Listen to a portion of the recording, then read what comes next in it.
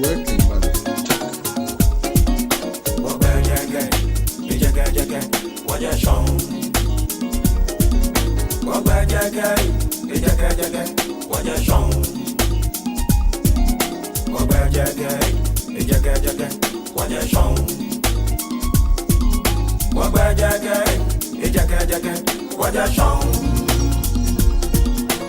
Israel, Egypt, Ethiopia, Sudan,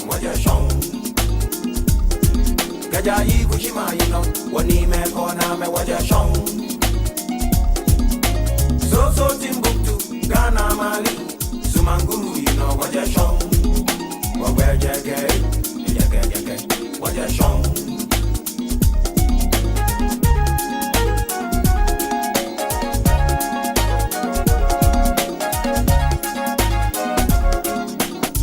So Timbuktu, Ghana, Mali, Sumanguru, you know what you show. Manchester, you know, Sumanguru, you know what you show. What's that to do, you know?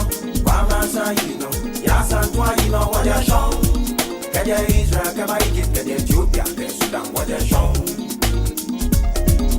Akwaka, Chuma, one year, Afo, Kalacha, Akachuma, 1 year, and in young fang. Akwaka, Chuma, 1 year, Afo, Kalacha, Akachuma, 1 year, and in young fang. I'm a Kamian Matu, I'm a Kaonyangotu, I'm a Kawanyan Watumo. I'm a Kamian Matu, I'm a Kaonyangotu, I'm a Kawanyan Watumo. I'm a Kawanyan Watumo, we not a Kachimo, Waka, Wabanya, Kayan Sanima, Kayan Sanima, Kayan Sama, Kadanjino, Kayan Sanima, Nimobami, what you need, what you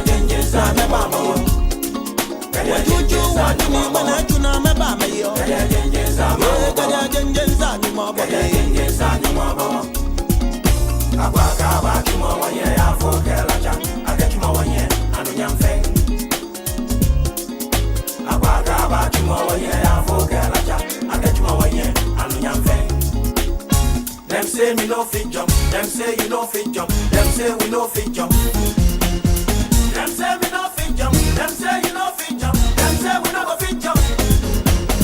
I'm a guy when you want to my boy na cha cha catch my walk banya. Kaya jenje sani mama. Na gbe wa you know. Kaya jenje sani mama. Badi kete ku you know. Kaya jenje sama mama. Kumre kwedu. Kaya jenje sani mama. Kumre kwedu. Kaya jenje sani mama. Suminde ura pa. Kaya jenje sama mama. Kaya jenje sani mama. Kinya budu you know. Kaya jenje sani mama. What you need me na jenje sama mama. What you do, what you mean when I do not me baby?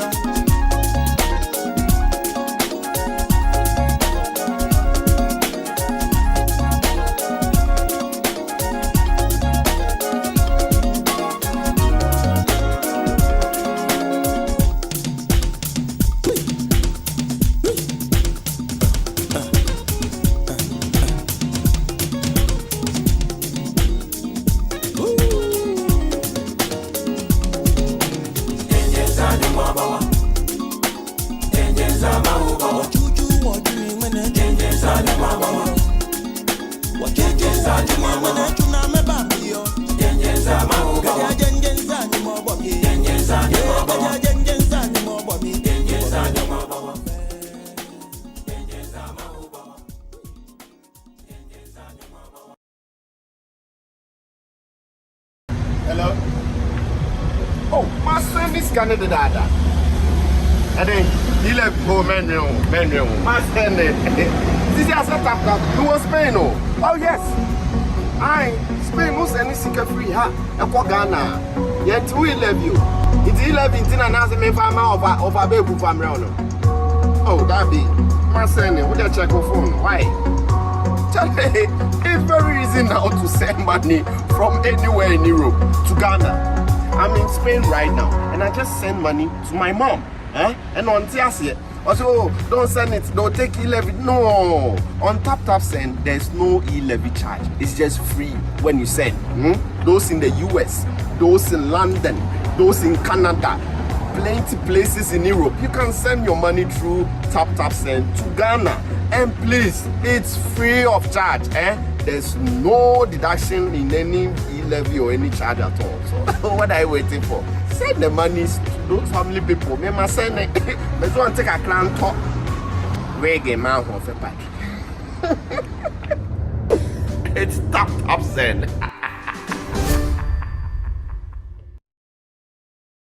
Mi walk boma e kanawe. Down my yaflidio, mi walk boma e kanawe. Araba, there are some people at the door. Go and tell them I have traveled to Russia. Yes, Daddy. Where's your father? My father said I should tell you he has traveled to Russia. Your father has killed me. I sent him money from America to complete my house for me. Our own student association contributions. Even the money from the fundraiser for Kweku's surgery. Oh! Too? Don't be a victim. If you're contributing to a project, alumni dues, or any public campaign, Chango is your best choice. Chango keeps track of all donations and gives you the power to know exactly where the money goes. Chango is approved by Bank of Ghana. Call 0270-066-614 or visit changoapp.com for more information. Uncle, my father is hiding under the bed. Oh, Araba. Chango for your groupings and crowdfunding.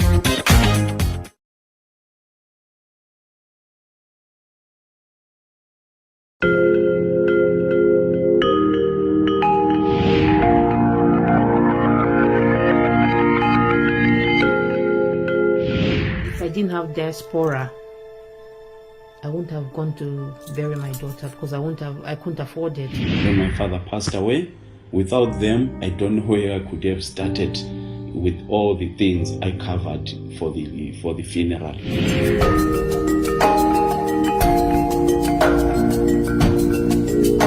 Financially, they were ready to give me the money for the funeral here in the UK, or even in Zimbabwe. They were ready to give me US dollars.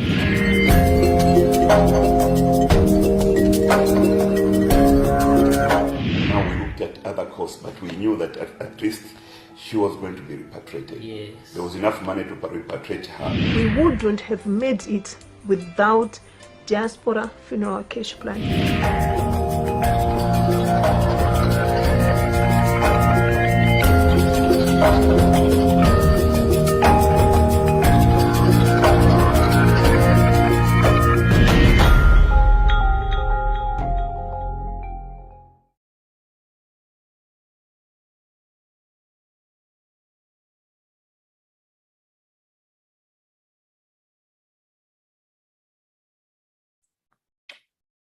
Good evening.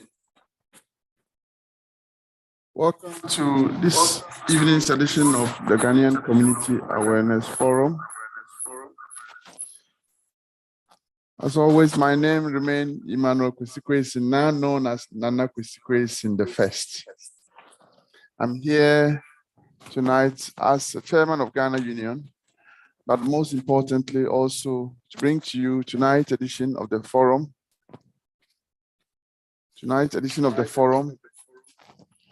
And the purpose tonight is to educate you about some two key companies who have become part of the Ghanaian community here in the UK. We are tonight privileged to have with us two companies, Taptap Send, international money transfer company, which we all use, giving us all the deals that we need. We also have Diaspora Insurance Company, which does a whole lot of insurance packages for funerals, for cash plans, and other things. We've got these two experts to come and educate us about their business and how Ghanaian community can benefit from it. As always, this forum is put together by the Ghana Nurses Association UK, the Western Region Association of Nurses UK, the Ghanaian Nightingale Nurses Association UK, and of course, Ghana Union. It is supported by the Ghana High Commission, Omega Live TV, and all other partners within the Ghanaian community groups and associations working with us. We will have two sides to this program. We will have the first person that will come from Taptap to educate us about their business.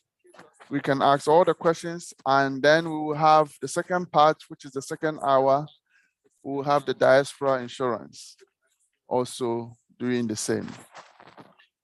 Without much ado, I will now call on our expert who happens to be the director for the African sector of Taptap Sent, Darrow Mauto Abraham.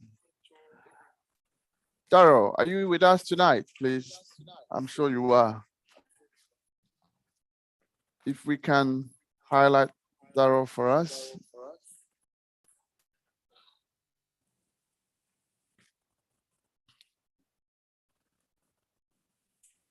Can you hear me? Yes, I can hear you now.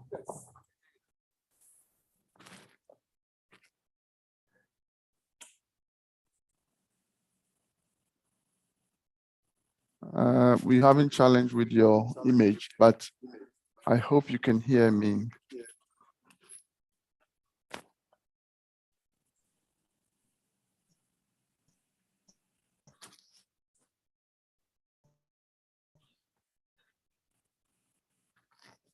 Hello?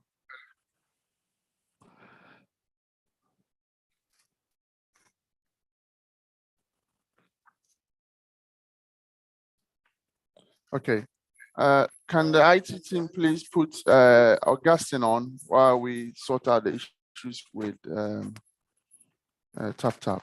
So we also have with us Augustine Yale.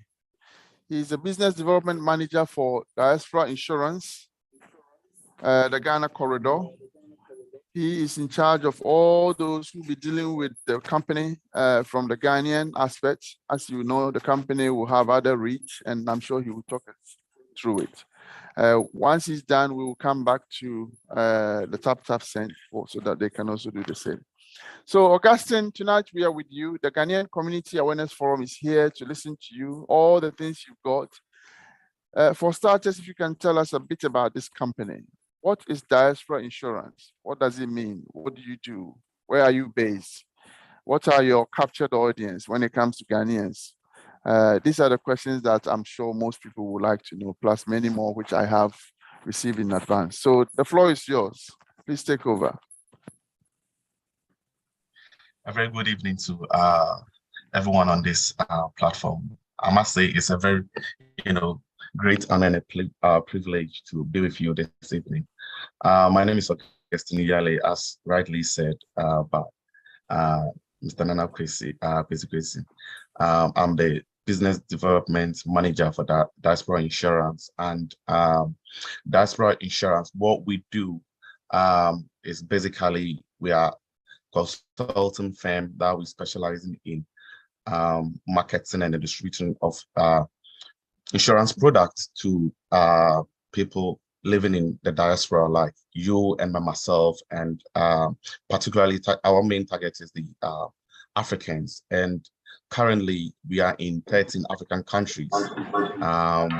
We are in South Africa, Zimbabwe, Botswana, Eritrea, Uganda, Kenya, Malawi, and then Ghana. So basically, we are really expanding our business to the African region, and then our main office or branch is in Birmingham here in the UK, and which supports clients from all over the world. And then we also have one office in South Africa, also helping customers all over the world.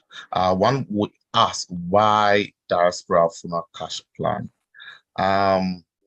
The reason why we have this product, our household brand name is the Diaspora Funeral Cash Plan, and basically we came up with this idea knowing the struggles that people living in diaspora go through when family members here or back home passes away, because at the end of the day it will still come back to the people living in the diaspora to send money back home or even here to fund the funeral cost and everything.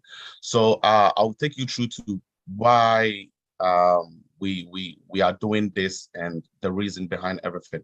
There are two key issues that I want to address when it comes to when you are taking funeral cash policies like ours.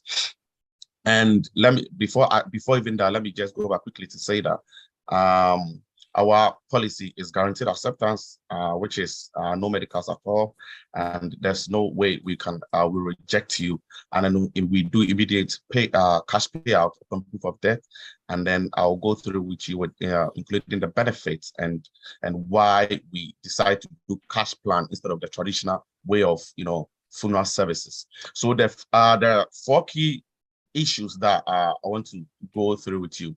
The issue number one is regulation and authorization. The second key issue is sustainability of cover. And the third issue is affordability of cover. And the last key issue is taking care of the treating customers fairly, sorry.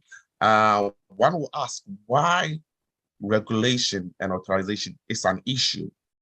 The reason why we believe it's an issue is you don't want to commit to any product in the market that you don't know whether they are authorized or regulated.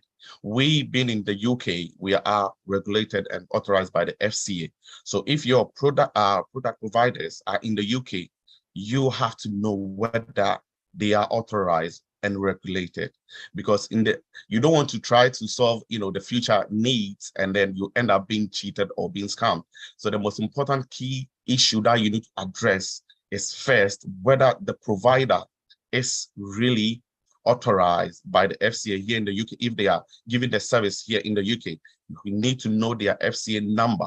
You need to know whether the Financial Conduct Authority really has given them the permission to do what they are doing. So with the regulation and authorization, is there to protect our clients, is there to protect customers. So you don't want to commit yourself to anything just because you want to solve your needs and then end up cheated, like I said. So key issue number one is always you need to look out for whether the company is being regulated and authorized. The second issue, that's sustainability of cover. Why sustainability of cover? You and I live in the diaspora. This world now is a global village, and we today you might be here, tomorrow you might be in Ghana, the next day you might be in America. So when you are taking a cover, you need to make sure whether the cover actually speaks to your reality. Does the cover says what they are projecting or advertising? So you need to make sure that does this cover really speak to my reality as a diasporan? Because like I said, you might have your business in Ghana, tomorrow you'll be in Ghana, you might be traveling for holidays. Does this product really speaks to my reality? And also one key thing is, does this product speaks to your need? Because mind you want to take a funeral cash policy not only for the medium term but the long term. If you are blessed with longevity, you want to take a cover that in the future it will still work for you, not a cover where when you are old, they will tell you that the cover has been cancelled because of your age. But you need to have a cover that in the future, will still speaks for your need. Because in people living in the developed countries, life expectancy rate is up above 80 years. So 80 years, when I'm 80 years, when I go on pension, do I still have a cover that still protects me? Do I have a cover that still speaks to my need? So these are the two critical issues that when you are taking a policy, you need to also look out for. And then the third issue that I want to talk about is affordability of cover. Let me repeat again, is affordability of cover. One thing that I always tell our clients when they call me, I always tell them that don't overcommit. You don't have to overcommit when you know that you cannot continue to make your premiums. So you have to take a cover that is within your monthly expenses or within your budget. Because in as much as you want to have a cover that speaks to your need, you don't want the situation whereby you are going to go on a cover that tomorrow you are not able to pay, then your cover would be cancelled. You don't want that. So you want a cover that you can commit to it. And then that's why we have so many plans. We have the 20,000, 50,000, and all of the packages that we offer. So in the meantime, you have to make sure that you go on a cover that in the medium of long term, you can afford to rate. And then lastly, the last key issue that I want to touch on is the issue of treating customers fairly. Do the company really have a culture treating customers fairly? This is also to do with the regulations issues, because if we don't treat our customers fairly, we don't tell them what exactly the truth in what we are saying, we have advertised that we are doing, that means we are not treating our customers fairly. Do we give the best advice to customers when it comes to taking policies with us? So these are the main 4 key issues that I wanted to address before I even go next to why cash policy, or why Diaspora Funeral cash policy. I don't know whether Mr. Kwesi, you would like to ask any question before I go on next to why. I would like you to complete so that yes. Okay, thank you so much. And the next thing that I want to talk about is the benefits of Diaspora Funeral Cash Plan. Why a cash plan? Why we say that I want to do a policy that pays out cash and not just the normal traditional way of funeral policies? The first benefits with the Diaspora Funeral Cash policy, because mind you me, our product is a bespoke product tailor-made for people living in the diaspora. So one is we don't take medicals at all. So that means there's nothing like go and bring a report from your GP or anything. It's guaranteed acceptance, so no medicals at all, which, you know, because we want to help people to give their loved ones this dignified send-off, to celebrate their life. Because you've been here, there's a lot of people that, you know, have situations that they are going through that you don't want to exclude other people from it. So one benefit of Diaspora Funeral Cash policy is there's guaranteed acceptance with no medicals at all. And then there's immediate cash payout.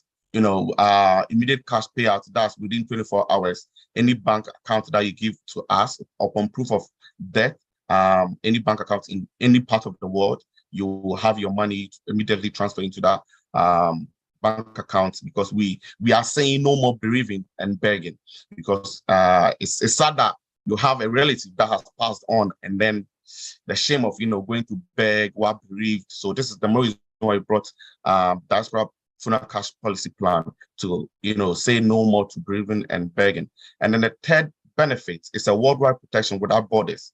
And why worldwide protection? Because we all are transnational citizens. Because, like I said, we live in a global village now. Tomorrow you can be in Ghana. So you need a cover that wherever that you go will speak for you. You need a cover that in the future, when you retire, you decide to go to Ghana, you decide to go and live in Australia, wherever in the world that you want to go to, you need a cover that will speak to your need. You need a cover that will go with you. You don't want to be, you know, sign up for any traditional way of service that you cannot, when you go to Ghana and anything should happen to you, they will tell you that your cover doesn't cover you because you're in Ghana. So with cash policies, it doesn't know borders. It doesn't, money crosses borders. So this is one key thing that we think will benefit all our clients. And it is universal cover, offshore burial repatriation. I need to repeat this. Growing up, for instance, I'd never thought I would be in UK. I'll travel to UK. And I believe most of us here, you know, unless, you know, the privileged ones who said, oh, my mom was here, so I definitely knew that I'll come to the UK or Australia or US.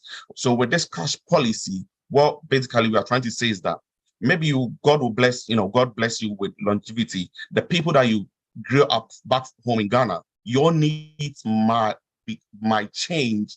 That, oh, with the first generation here, they will say that, oh, when I die, you know, I want my body to be sent to Ghana. When I die, I want my body to be sent to Ghana. But when God blesses with longevity, probably those people that you grew up with, maybe all of them will be, no more. So then your kids have to decide. Then maybe you will be buried here. So you need to have a cover that speaks to your needs, that has that versatility, that not necessarily repatriation or reverse repatriation, but has, so many offers to offer you, whether you want to repatriate, reverse repatriation, or even cremation. So that is the more reason why we say our cover is uniquely versatile. And then with our cover, one of the amazing benefits is that whilst you are in the diaspora, living in either Europe, UK, wherever you are, you can cover yourself here, at the same time cover your loved ones and family members back home in Ghana. Most of the policies out there, it's not so. But with ours, you can just, because we believe that whatever that happens home, it still comes back to the people living in the diaspora. So with our policy, we say you can cover yourself here and then cover your loved ones wherever that they are, not necessarily Ghana. If you are in the UK and then you have your mother in America, you can still cover them. If you have your parents living in China, you can still cover them. So that's one unique thing about our policy. And then next one, the benefit is cover for life.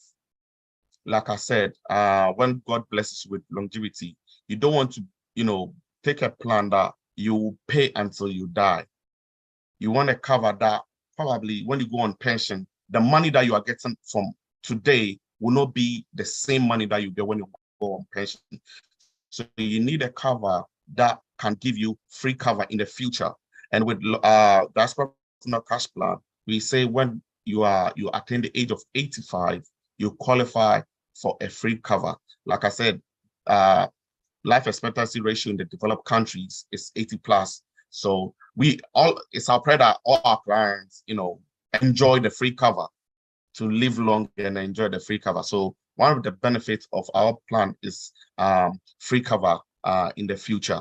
And also, one key thing that I want to repeat is that the benefit that we think is also critical is the issue of regulation and authorization, because that's one thing that will give credibility of the products that we are offering in the market. Because if we are not regulated, then that means we take your money and then maybe run away with it. So we always make it prudent to let our clients know that whatever that we are doing, we are being regulated. And when you are being regulated, you cannot do anything outside the regulations.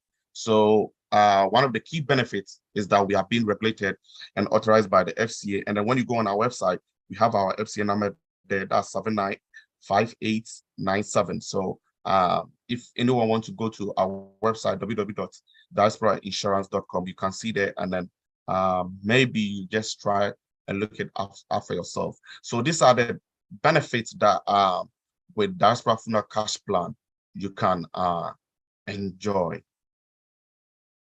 The next thing that I want to talk about is somebody will ask, why are you offering cash policy and not the traditional way of giving service?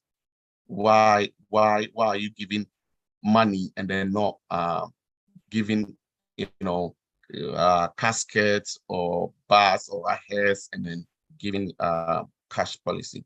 One thing that we in the Diaspora Insurance, we believe in that. We believe that diasporans belong to more than one society, and that is, we are tied to the country of our birth and then the host country, because I believe most of us here on this platform, maybe about 80 or 90%, we're all born in Ghana, and then we are all living here in the UK. So some sort, or we have some ties back home, we have family back home, we have loved ones back home. So you don't want to commit to any policy or plan that restricts you to your geographical area, because with cash policy, like I said, in the benefits, it doesn't know borders. So we believe that cash policies is really good for the diasporas. And then one key reason why we give cash and not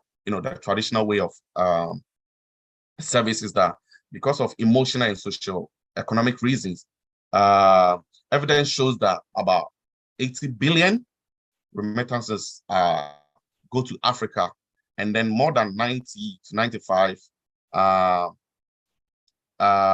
the first generation want their bodies to be repatriated to Africa for their final resting place. And before you can be repatriated to Africa, it's all about money.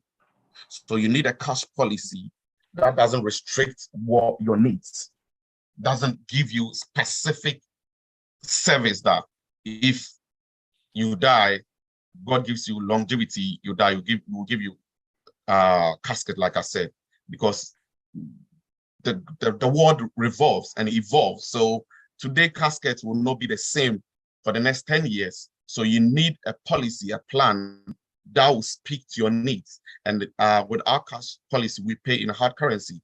So basically inflation will not have, if it is 10,000 plan, the $10,000 or 10,000 pounds will still be the same 10,000 pounds that will speak for you in the future. So we believe this policy is unique for we, the diaspora. So if you want to be repatriated back home, if you want to reverse repatriation, maybe you went on holidays and then something happened, this is something that will speak to your need.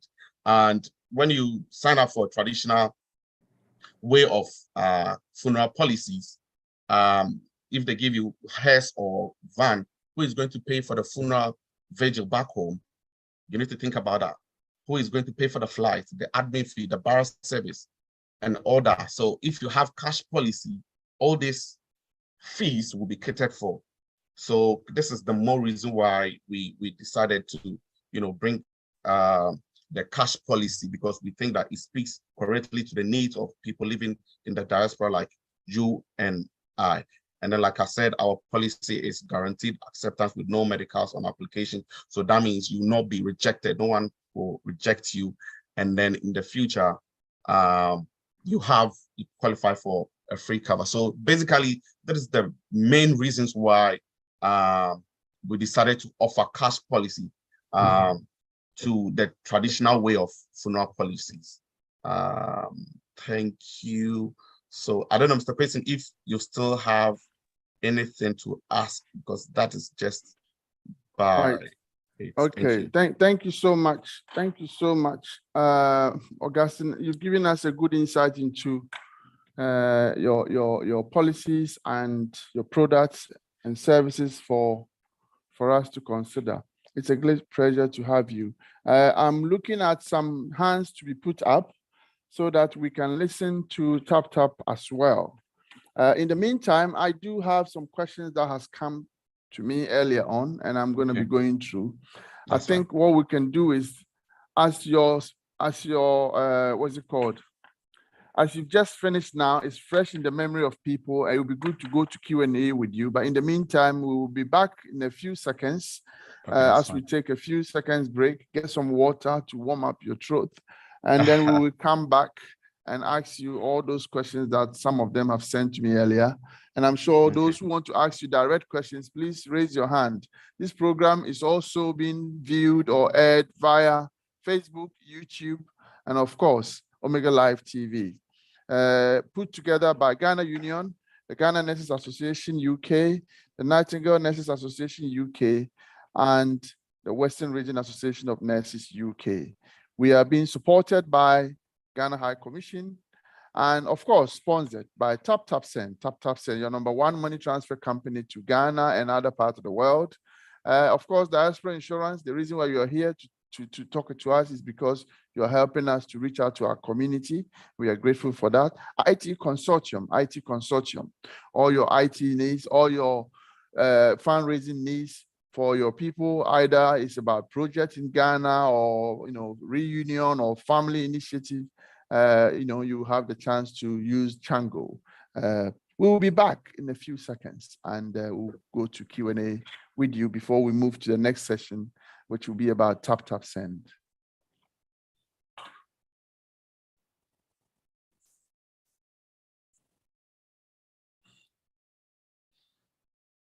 Hello. Canada dada. And then he left go menu. My friend, this is a Taptap. Who was Spain? Oh yes. I Spain most any secret free ha. A Ghana. Yet we love you. It's 11 and as a member of a baby family. Oh, that be my son. Would you check your phone? Why? It's very easy now to send money from anywhere in Europe to Ghana. I'm in Spain right now, and I just send money to my mom. And on Tiasia, also don't send it, don't take e-levy. No, on Taptap send, there's no e-levy charge. It's just free when you send. Those in the US, those in London, those in Canada, plenty places in Europe. You can send your money through Taptap send to Ghana. And please, it's free of charge. There's no deduction in any e-levy or any charge at all. So what are you waiting for? Send the money to those family people. Me must send it. Let's go and take a clan talk. Reggae man of a pack. It's Taptap send.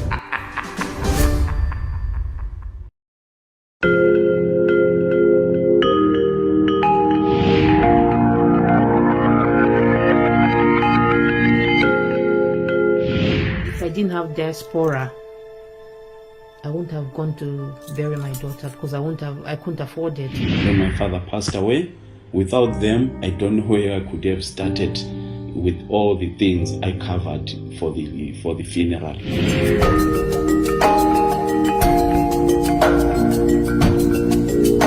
Financially, they were ready to give me the money for the funeral here in the UK, or even in Zimbabwe. They were ready to give me US dollars.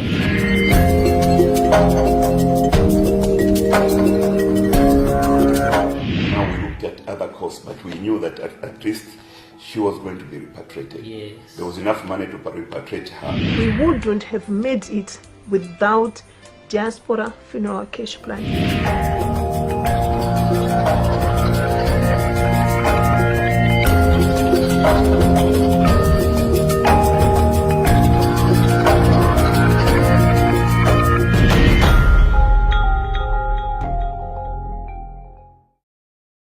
Are you still sending group contributions to an individual's personal mobile money wallet? How do you track and account for the contributions? And how do you know all the money is used for its intended purpose? Welcome to Chango, your trustworthy group contributions app. Whether you're raising funds for a friend's wedding, an old school reunion, or any public campaign, Chango is your best choice. Chango keeps track of everyone's contribution and, best of all, gives you the power to vote for the cash out so you know the money goes exactly where it must go. It is fast, easy, and transparent. Visit changoapp.com to sign up. Our email address is chango@itconsortiumgh.com.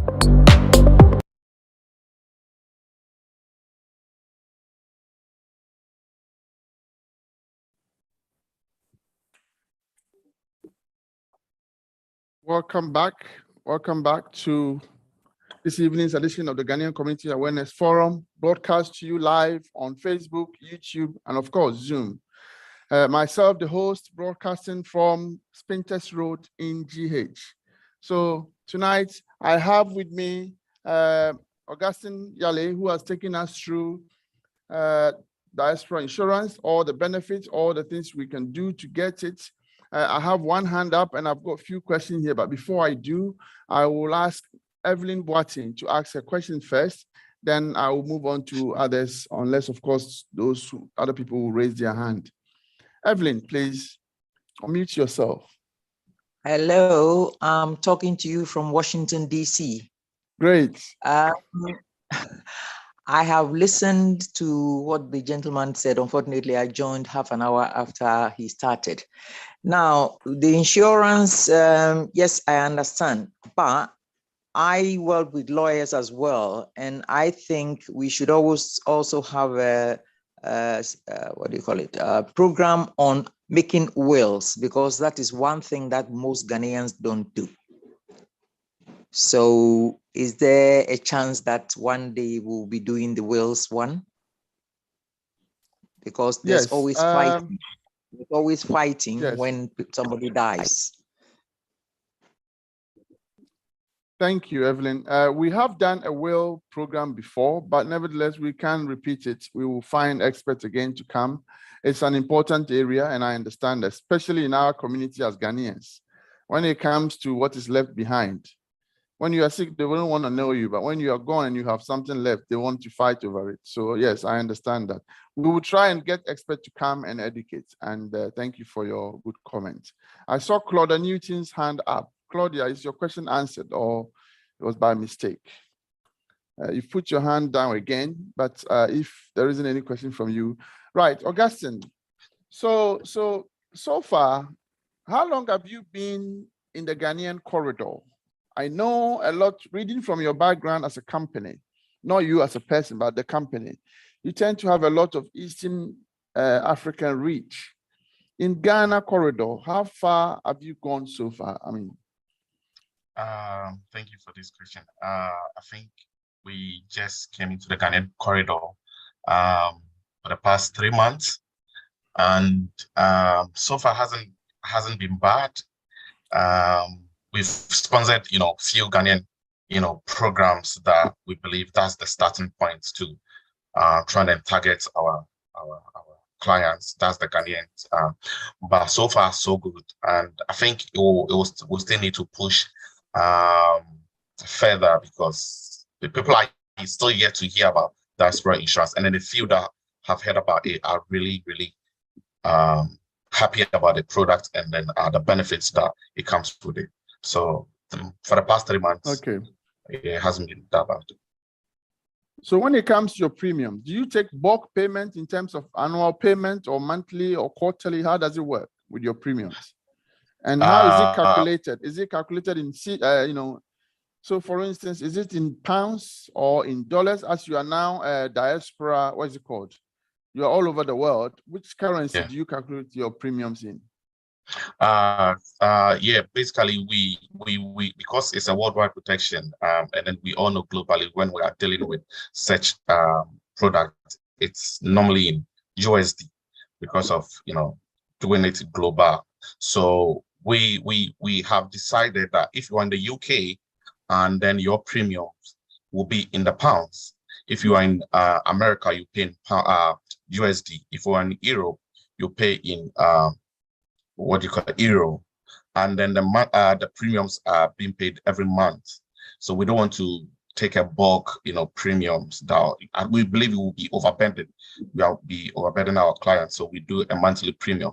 So if you're outside of these regions, then you have to pay in USD. But if you are within maybe the US, the UK, and then the currency that it is in that country, that's where and then your claims will be in the same currency that you make your premiums. Yeah. Okay, so how many can you put on one policy? So for instance, somebody in UK insuring family and friends, how many and to what extent age-wise can they do for them or not do for them? Okay, we don't put cap on the number of people that you can put on your policy, and the entry age is from the age of 23 to 75. If I say 23 to 75, that doesn't mean that if you are 22, you cannot be under our plan. Basically, what it means is that if you are 22, that's under 23, you need somebody. That's if your mom is doing for you, your mom has to put you under her policy. I don't know whether you understand what I'm trying to say, because you are not at the age of 23. So if your mom wants to cover you, your mom has to put you as a son or a daughter under her policy, and then we're paying the premiums for you. And if your mom decides to do the policy, take the cover for you, but you are at the age of 23 or 25, but your mom thinks maybe you are not going to pay it, or they think that, oh, if I take the policy for my husband will not. So you can then put them under your policy and then pay the premiums for them. So we don't put any cap on the number of people that you can put on your plan. It's entirely up to you, the number of people. But one thing, you cannot put stepbrother, stepsister, nephew, niece. If they are in this country and then you have custodian of them, you can do that. If they are in Ghana and then you that you are the guardian, we need a documentation also to prove that you are the one that taking care of them. Because we are also trying to, protect the money, the risk involved, because we are an insurance company. We don't want anyone to just go and bring anybody that, oh, that's my cousin, that's my nephew. And then because we don't take medicals, and then if anyone will bring anybody. So basically that's what it is all about. So you have a mom, and your mom has siblings that you believe may need you when something like that comes to them or happens to them. As you know, most of us living in diaspora, we are the cash cow when it comes to funerals in Ghana for family members, aunties, uncles, grandfather. And so you're saying that those people cannot be covered under a policy. If I were to take one for my mom, I can't add her sister or her direct. Is that what that means? Or no, if you can... no. When it's people under the age of 23 and then they are living in Ghana, you cannot claim that you want to put them unless there is a guardianship. But if it is your mom's sister, your mom's brother, you can put them as a family plan. Right. But if they are below the age of 23, then definitely we need to have something to show that indeed you are the one that you will take ownership of them. I see. Yeah. Okay. Right. That sounds good. Okay. So I had some hand up, which I was going to call, but again, they've put it down. It seems like you're doing a great job. You're answering their questions, so they don't need to. So do you require a next of kin per person? So for instance, if I were to take a policy and I've insured 5 of my aunties, there's 7 of them, but just in case I like 5 people and don't like the others, I can insure 5 and leave the rest. Do you require next of kin for each one of them I add to it, or I am the next of kin for all of them? Okay, so basically, if you take the plan, you automatically becomes the principal holder of the plan. So anyone that you put in your plan, should anything happen, then automatically you become the beneficiary. But we always the policy is we have 2 beneficiaries. So that beneficiary covers you and everyone that's also under your plan. So we don't want a situation whereby bring beneficiary and then you tell me that, oh, I've done my husband, so my husband should be the beneficiary. What if something should happen to you and your husband? So that's the measure we ask people to bring 2 beneficiaries, and beneficiaries should be anybody from your, that you choose for them to be. Like I think somebody asked about will. So if you do that, probably can put in your will that I've done some policy with Diaspora Insurance, and I'll put A, B, C, D there. So if anything to happen, they are the beneficiaries. So you should let them to, take the cash and then do my funeral. So yeah. Right. Okay. So before I ask the 2 hands that are up, for instance, if the payer, I mean myself, I am the one paying for 5 of them. If I were to go and the rest cannot afford, what happens to all that I have paid in their name, and how does it work? Okay. So I take I don't know if I explain it. I take a policy and put 5 people under my policy who are all being paid by me every month. If I were to leave the scene and they cannot afford the premiums, what happens? Okay. What basically in general terms, what we've decided is that if the principal holder is no longer available, and then the people on their plan are in Ghana, then what happens is that their policy plan will stop because they cannot afford to repay to continue their plan. So definitely there will be a percentage of that premiums that will be returned to them, so that it's not like you are trying to cheat them, because whoever the principal account holder is normal. So their policy premiums has to be reimbursed back to them when the principal holder and their beneficiaries are making the claim. Right. Because in the future, we can still be, So in this case, the principal holder is gone. All the people on the form or the list are available, but they cannot pay. you're saying that some of the premium that the principal holder has paid over the years will be returned to those who are still there, who were part of the policy. Yeah, because we don't accept money from Ghana. If, let's say, you've taken a policy and then all the 5 people are in Ghana, automatically that people cannot pay us here in UK. Because unless you have moved from UK to settle in Ghana, then you can make a payment plan in Ghana to pay your money here. So are you saying that somebody can pay from Australia, but you don't think anybody in Ghana can continue a policy because the principal holder is gone? Because they can still find dollars in Ghana and pay the policy if they want to continue. For now, for regulations and everything that we are doing, that is the reason why we don't want to associate ourselves in something that could be potentially be used against us here. Right. Okay. I agree. Okay, I understand. Perpetua Ekins, please. Pep Ekins. Evelyn, your hand is still up. I'm not sure if it's the old hand or new one, but Pep Ekins, if you can, unmute yourself, please. Okay. Thank you. Thank you. I just wanted to find out what is the age limit that you can insure. If I will not get him to repeat, I think he did say from 23 to 75. Is that correct? Yes. Augustine? So between 23 to 75, you should be able to still take up the policy up until the very last day when you reach 75. And you cross 76, then you cannot be a policy holder.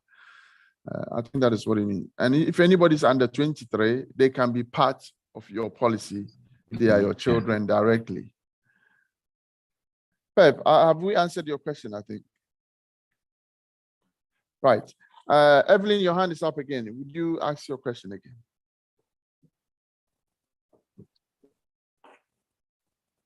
Please unmute yourself. I think she's muted. She's still muted. I've unmuted myself. Yes, you're okay now. Yeah. Okay. Now, I did a policy some years back because the company I worked for, we were the solicitors for this particular company. I don't want to mention on the online. The policy that I did, I made it up to, I think, 70, 73, something like that. And I survived it. And they haven't paid me my money, which was £70,000. So I picked up the case with my bank because I was paying them by direct debit. And they said I should contact the financial ombudsman.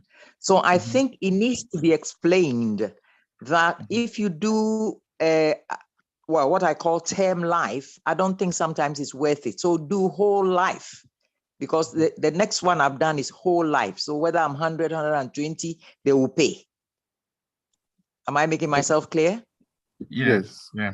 I think that's a very good point there, because most of people that I've come across, when there's a difference between life insurance and funeral cash policy.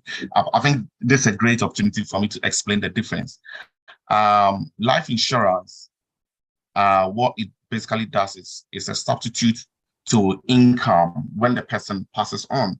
So life insurance money, the claims, then helps, because now there's no money come from daddy or mommy or whoever that did the life insurance. So then the family can use that, as a form of income generation, and also to pay out mortgage and all that. And then most of these life insurances are out there are term policies. And this is one key thing that I want to stress on. It is term policy. A lot of people, when they hear the word life insurance, they just assume that they are covered for life. And then at the end of their retirement age, they then discover that, oh, my policy has been cancelled. And if you outlive your policy term or age, brothers and sisters, you would not have any claims to make because you've outlived your policy. So like she said, if now they are trying to, bring up a, new like for life covers and all that, and that's expensive than the termed one, because, these insurance companies, most of them, they know that you would definitely, being in the developed country, you would definitely outlive your policy. So when I will just entreat each and every one, if you are taking a life policy, you should be able to read your policy document carefully in order not to be caught up in the near future that you are past, the 30 year or 25 years, and then you are unable to make claims because you've outlived your claims.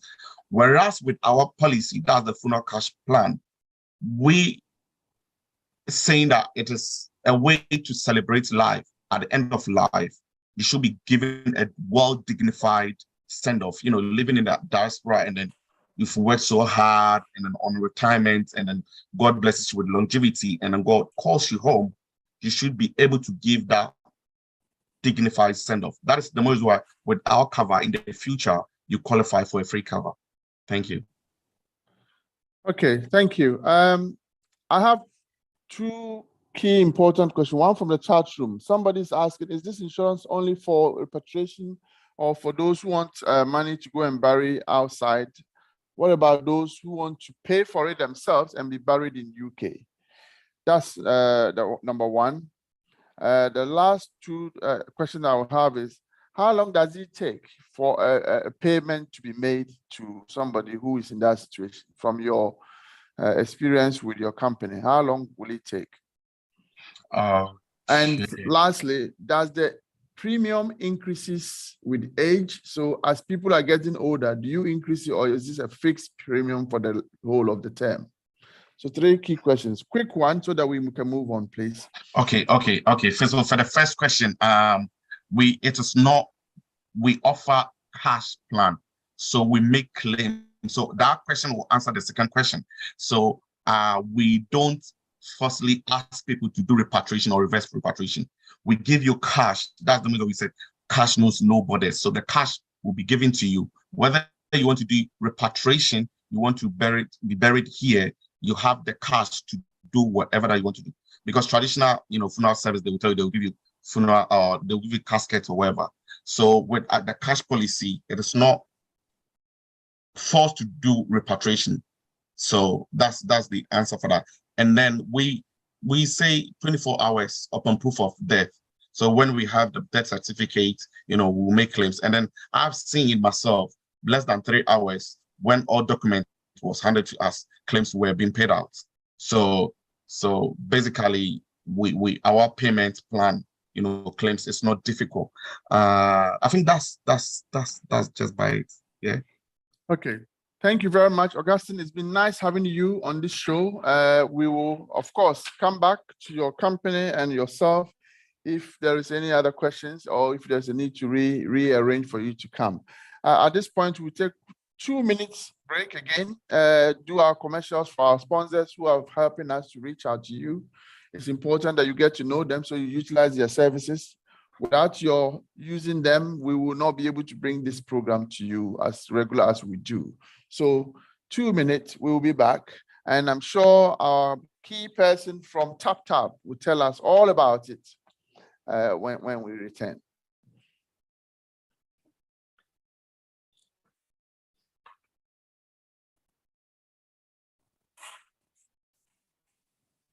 Hello? Oh, my son is Canada dada. And then he left go menu. My son, this is a Taptap. Who was Spain? Oh, yes. I Spain was any sicker free. Ha, a Ghana. Yet we love you. It's 11 and as a member of a baby family. Oh, that be my son. Would you check your phone? Why? It's very easy now to send money from anywhere in Europe to Ghana. I'm in Spain right now, and I just send money to my mom. And on Tiasia, also, don't send it, don't take e-levy. No, on Taptap Send, there's no e-levy charge. It's just free when you send. Those in the US, those in London, those in Canada, plenty places in Europe. You can send your money through Taptap Send to Ghana. And please, it's free of charge. There's no deduction in any e-levy or any charge at all. So what are you waiting for? send the money to those family people. Me must send it. Me want to take a clan talk. Reggae man for Patrick. It's Taptap Zen.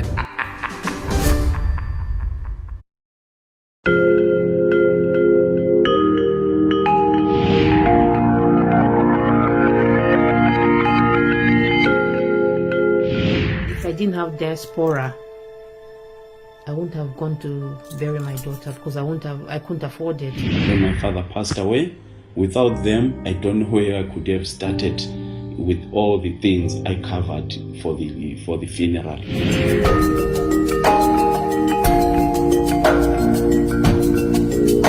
Financially, they were ready to give me the money for the funeral here in the UK, or even in Zimbabwe. They were ready to give me US dollars.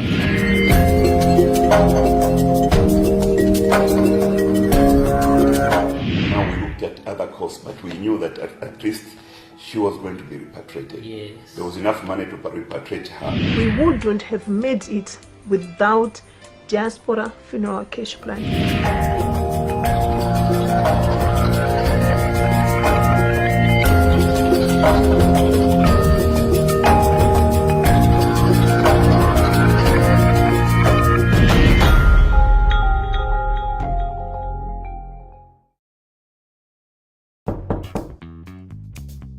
Araba, there are some people at the door. Go and tell them I have traveled to Russia. Yes, Daddy.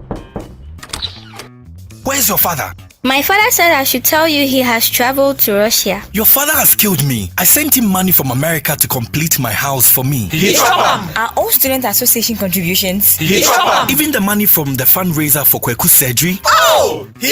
Too? Don't be a victim. If you're contributing to a project, alumni dues, or any public campaign, Chango is your best choice. Chango keeps track of all donations and gives you the power to know exactly where the money goes. Chango is approved by Bank of Ghana. Call 0270-066-614 or visit changoapp.com for more information. Uncle, my father is hiding under the bed. Oh, Araba.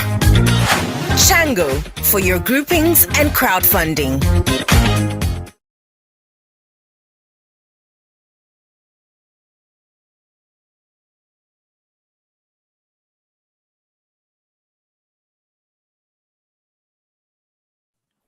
Welcome back. Welcome back. At this point, we will have with us a director for the African corridor, responsible for Ghana from Taptap Cent, to give us a snapshot of what Taptap is all about. We have heard Taptap, we have used it, we have asked questions with ourselves. How does it work? Why do they do what they do? All the deals that they give us, all the £5 that you get when you register, how did the company come about? What do they do to make up the difference for not charging us when we send money? All these questions have been lingering in our head. But I'm sure Mauto Abraham, our big boss, will be here. He's actually here now. I hope your internet allows you to give us all the details that we need, and there will be questions that we will. So, boss, take over. Tonight, we are privileged to have you with your very summerish T-shirt. Nice. Easy going. I am pretty excited to be here, and thanks very much for having me. It's great. It's great to see all of you. If you haven't met me or you don't know who I am, my name is Koku Mauto Abraham. One second. Yes, my name is Koku Mauto Abraham. I was born at 37 Military Hospital in Accra. I'm a boy from Peki, a small village in Ghana in the Volta region. I lived in Medina all my life. I went to Presec Legon, and I went to Legon University. But for the last 18 years, I have lived in London, doing a variety of things, including work in large corporates and doing an MBA in the last 6 years. And then I happened to run the Taptap product for Africa, and I happen to lead the Taptap operations for the whole of Africa. That's me. And the Taptap operation for Africa is made up of Ghana and a number of other countries. And Ghana is a big part of that. And it's a big part of that because I'm Ghanaian, first of all, born and bred, still carry my Ghanaian passport. And I love Ghana more than most things. And it's great to connect with the Ghana Union. His Royal Highness Nana Kwesi, it's great to connect with you. Congratulations on your recent installment. Thank you. Thanks. It's good to see, and we have to now catch you when we see you next time, which will be great to do. So this is a great forum, and I appreciate all of you, and thanks for having us on the forum, and thanks for allowing us to support the forum and to do things for the forum, and we would continue doing that and continue supporting the Ghanaian community. So that's me and the background of me and where I come from and who I am. Tap Send, you may or may not have heard of it, depending on where you are. I'm sure there's a variety of you on this Zoom call who live in all sorts of places, from London to from London to US to wherever you are in the world, in Europe. Taptap Send is an application that allows you to send money from the West into Africa. My personal goal and mission in life now, since the last 2 or 3 years since I started leading Taptap, is to move all the money from the West into Africa. All of it. You can leave some here to pay your rent and pay your bills, but I want to encourage all of you, if you are connected to Ghana and you are linked to Ghana in a way, or you're linked to Africa in a way, let's move our resources, all of it, from here into Ghana, into Africa. And I'll tell you why. I left Ghana on the 20th of June, 2004, right? And I left Ghana for 2 main reasons. I came here to get resources and knowledge, right? 2 things. Knowledge, because I wanted to study, so I went to do an MBA at Cranfield. Resources, because I wanted to work and make money. And I'm sure some of you on this call probably agree with me. That's why most of us left Ghana or left the source of Ghana. Now, these 2 things, when we get them, I encourage you to take those 2 things back to Ghana and back home. That's why I came here. That's what I came to do. And I encourage all of you, if you haven't actually processed those thoughts in your head properly, think about it. I now have some knowledge. I have studied, I have worked, I've got lots of commercial and corporate experience that I can take back to Ghana with me. I also now have some resources because I happen to have a little few pounds that I can also send back home. I would want to say that some of you are the same. Some of you have some resources. Some of you have some knowledge. And I encourage you, if you haven't or you're not thinking about it, to move some of that knowledge and move some of those resources back to Ghana. Very, very important.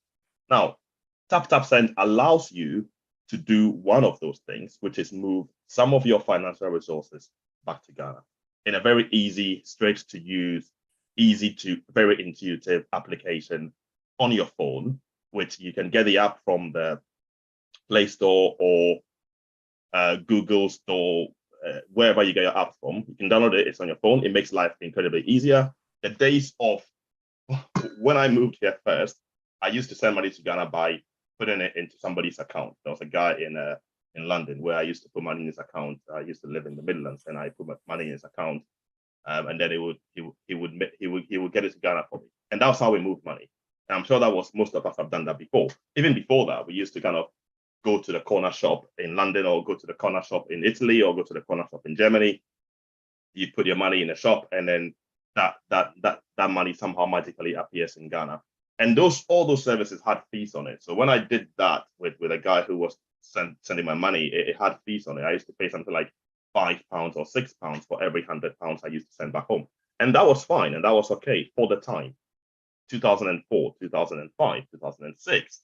The world has since moved on quite a lot, and the world has moved on massively. So we are now in a place where actually, within a few clicks, within a few buttons, from the comfort of your home or the train or the bus or wherever you are, you can send money back to Ghana using a few clicks if you have Taptap Send downloaded on your phone. So I encourage you, if you haven't done so yet, or you have, but your circle hasn't done so yet, encourage your circle to use Taptap Send, to download Taptap Send, and to move all the resources or majority of the financial resources from the West into Africa and into Ghana. Now, that is the kind of basis of the app that we have. It allows you to move money home. Why choose Taptap Send over other applications out there? Apart from the fact that you have me talking to you today, and our co-founder is Ghanaian, as in Ghana Taptap Send is founded by Nana DeMarco, who is a great lady who led the charge and brought Taptap Send into the Ghanaian community with a variety and a big host of Ghanaians who have promoted and pushed this. And you probably see this on every social platform that you go to, from Magra Heb to Kofi TV to Zion Felix to Kojo Sheldon to, there is a whole host of Ghanaians who have supported us and come in. We also now have over 1 million people using Taptap Send. So it's a solidly trusted brand and trusted company to help you move your money from here into Africa or into Ghana.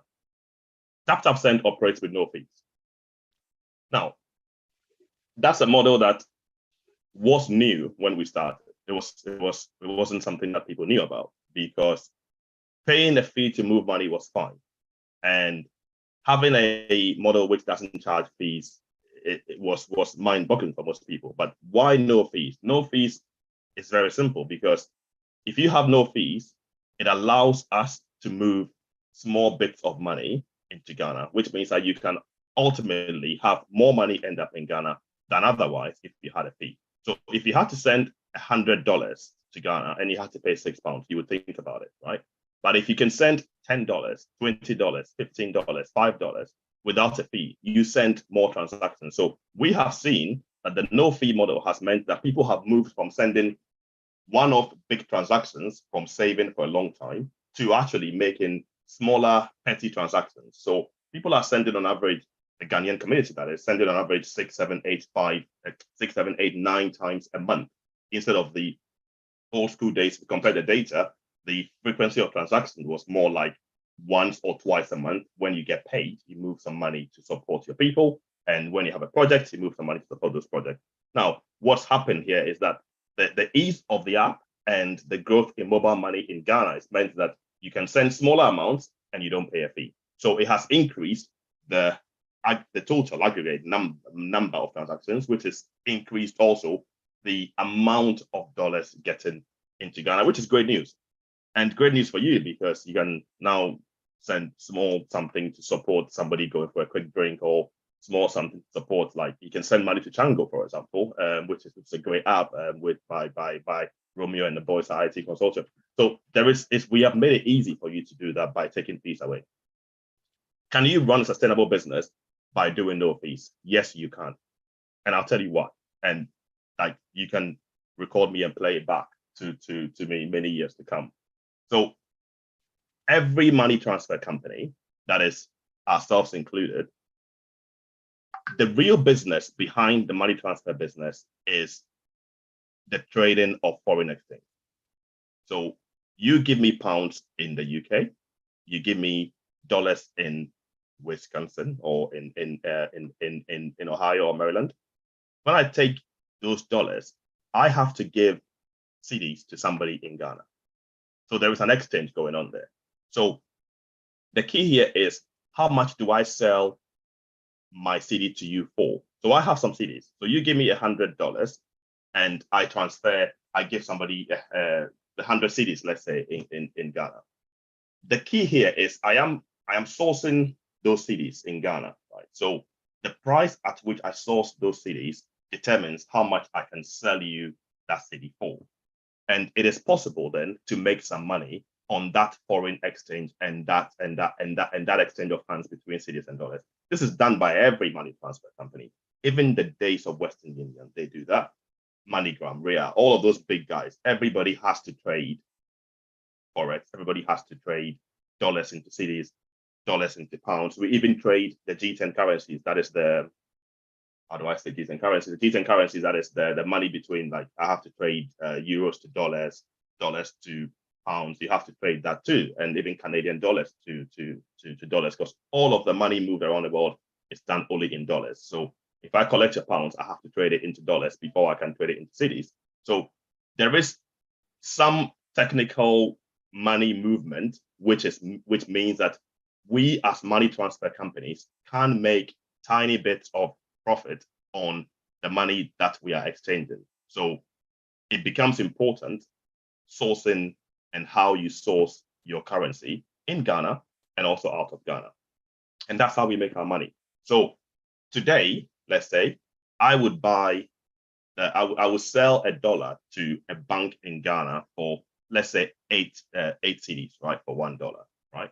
But when you come on the app today, I would sell you $1 for, let's say, you buy $1 from me for something cheaper, right? So I have made some money there. So I never sell to you the dollar at the rate at which I bought it, because that's business, right? So if I sold it to somebody at 8, or I bought the CD at 8 for $1, I'll probably do it to you for like $7.90 or $7.80. Okay. And that's the workings of the business. These are all kind of finely tuned things that we work out on a spreadsheet, and that's how we determine the rate. So when you see a rate every day and the rate changes every day, it's because we have to source currency every day. We have to seek currency every day. We have to work on the interbank rate, which the Bank of Ghana has very clearly said nobody should trade above the interbank rate. So, or a certain percentage above the interbank rate. So that's how we make our money. And it is sustainable because there is volume and there is lots of people. So if I go to Ghana today and say I have $1 million to trade, okay, I get a better rate than the market rate. So I can even offer you the market rate and still make money. So the bigger we grow the community, the better my chances of getting a good price for the dollar, and also the higher the chances of me giving you a better price when you come on the app.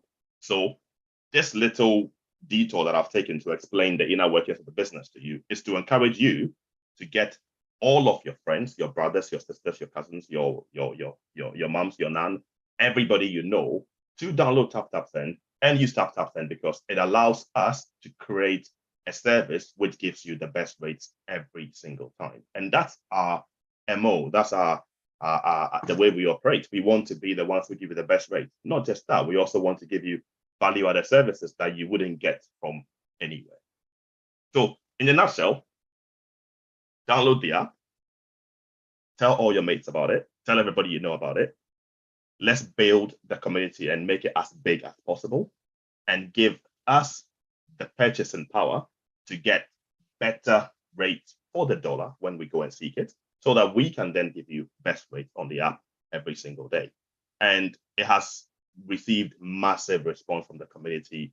Ghanaians have loved it, the simplicity of it, the fact that we are very Ghanaian, and the fact that we are doing this and helping Ghanaian community has been very, very important to us. I would land on a couple more points, which is the fact that we are here to support the community, and we are here to listen, and we are here to learn and provide a service which is unrivaled. There is other people doing the same thing, which is fine, and it's okay. And I genuinely wish a lot of my friends the very best, because the amount of money that is moving into the Ghanaian economy is crazy. Like, Ghana had something like what, 4 billion, or 4 to 6 billion annualized into the economy from the diaspora alone. Right? So, and no single company is moving that amount of money, okay, which means that there is enough space for us all to play, and there is enough space for us all to be friends and for us all to do good things. The city has been on a free fall in the last, let's say, week and a half. So you have seen some crazy rates from all of us, not just me, from all of us. So Taptap Send has been giving you the rates today are really, really good, right? And we've been pushing the market up, because I know that when we set our rates, the others watch, and then they kind of calibrate themselves and how they set their rates. The city has been on a free fall, which is good for some of you and some of us, but not good for Ghana. And I say this every time I get a chance, because when the rates for sending money looks good, we are happy as bloggers, right? We are happy as diasporans. But deep down, something dies inside me, because the city is the only currency that I manage which does that. And by that, I mean it's constantly going down. Occasionally, it stays like that for a little bit, but it goes down again. Now, I look after Naira. Naira does that. That's a normal currency movement. I look after the Kenya shillings. It does that.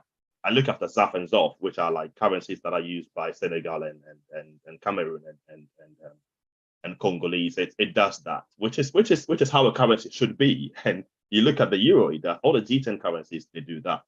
Our Ghana currency, my brothers and sisters, is doing that, which is not great for us. Okay, and I would continue to be a responsible leader by not contributing to the currency depreciation, even though it might help some of you. But now the rates are good. If you have projects in Ghana and you have things you want to do in Ghana and they are in cities, now is the time to move the money. When my brother Augustine was saying that dollar stays the same, $10,000 today is $10,000 in 10 years, it's probably true. But cities don't work like that. So if you're doing a project in Ghana and it happens to be in cities, now is the time to move money. And I'm going to say it here, and you can play back to me, which is this free fall of the city is probably going to continue for the next 3 or 4 weeks. We saw this happen in March, and it was crazy because it went on for about 6 weeks until the Bank of Ghana released $2 billion into the economy, and then it kind of stabilized. They don't have that money right now to release into the economy, which means that the free fall will probably go on for a bit longer because Ghana is tough, Ghana is struggling. The IMF program means that we are going to try and tighten our belt, so there's no money for us to pump into the economy, which means the CD is going to continue falling. Why does this matter? Why am I saying this? I'm saying this because whilst the rates are good, and I want you to download Taptap and send more money, I want you to be mindful of the fact that they're continuously pushing the rates up, which some of you always ask me to do, is not the right move. So when you see people doing like rates that are crazier than the market, like today we are at a rate, like you should expect all the companies should be around there, right? Like we should all be around neck and neck. But if somebody starts doing a rate which is higher than all of us, they actually are contributing to the continuous free fall of the city, which is not good because it means they are driving some crazy FX prices and they are driving the market to a place where we don't want it to go. So my pitch to you today, Kokumalto is my name, Mickey boy through and through, Ghana boy through and through. The app that I run is called Taptap Send. It's a beautiful, great app to allow you to send money from UK, Europe, USA, Canada into Ghana. You can tell all your friends about it. You can download it. It's no fee money transfer, so you won't pay a fee. The rates are the best, whether you are in US or Europe or UK. And we care, deeply care about Ghana. And we're giving you the opportunity via the app to send money to Ghana, save money in Ghana, and invest in Ghana. And we're going to continue building the product and building the application to allow you to do that whilst we support the diaspora and whilst we bring you the best service that we possibly can. I think His Royal Excellency, I would pause there and take questions. I see some familiar faces, so that gives me comfort. I have been enthused by the analysis you've given us. Honestly, some of us have been asking the same questions ourselves, and you've given it so much light to what I would have wished to ask. We will play. I love your advert, actually. The advert that we have this Calibos man, making life so nice and easy in what's it called? Spain, right? So if the IT guy can play me that advert, we need to use Taptap. Taptap is one company that started very, very quietly, but you and I will know to have 1 million under your belt is a great achievement, and well done. I'll play your advert and I will come back to Q&A. So if anybody has a question, please raise your hand so we can quickly go through this before our time comes to an end. The team behind the scenes, please, let's have Calibos play. So those who don't know Taptap will get to know before we go to the Q&A.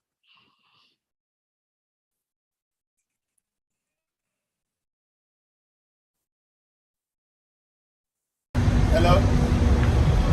Oh, my son is Canada. And then he left home, menu. My son, this is a Taptap. Who was Spain? Oh, yes. Spain was any secret free, huh? A Ghana. Yet we love you. It's 11 and as a man of a baby from Rono. Oh, that be my son. Would you check your phone? Why? It's very easy now to send money from anywhere in Europe to Ghana. I'm in Spain. Spain right now, and I just send money to my mom. And on TSC, also don't send it, don't take e-levy. No, on Taptap send, there's no e-levy charge. It's just free when you send. Those in the US, those in London, those in Canada, plenty places in Europe. You can send your money through Taptap send to Ghana, and please, it's free of charge. There's no deduction in any e-levy or any charge at all. So what are you waiting for? Send the money to those family people. Me must send it. Let's go and take a clan talk. Reggae man of a pack. It's Taptap send. Welcome back. Welcome back. Thank you so much. Thank you. It's great to have this, advert, because I want people to identify Taptap to what it's supposed to be. You and I know, as you said, some 16, 17 years ago, you were in London, and we used to run to shops, go and queue up. We used to pay £5 per each £100. So if you send 1,000, already 100 quid is gone. It was a painful experience. Everybody on this forum here, I'm sure, would have had an experience with that. Now we can do it from our home. No need to travel anywhere. And your money, one thing I like about Taptap is, honestly, I'm not saying this because you are sponsoring me. I will tell you other things when I finish. The moment you send, within a second, the money is there. And I love it. Some of them, you have to wait for some 10, 15 minutes before you get the message. But this one, once the authorization goes through the 3D process with your bank, straight away it hits. And I love that. So please keep up the good work. Thank you. I have seen some of the rates. You were saying that tells me how responsible you are, because you are also concerned about Ghana's economy crumbling because of competition among yourselves in terms of money transfer.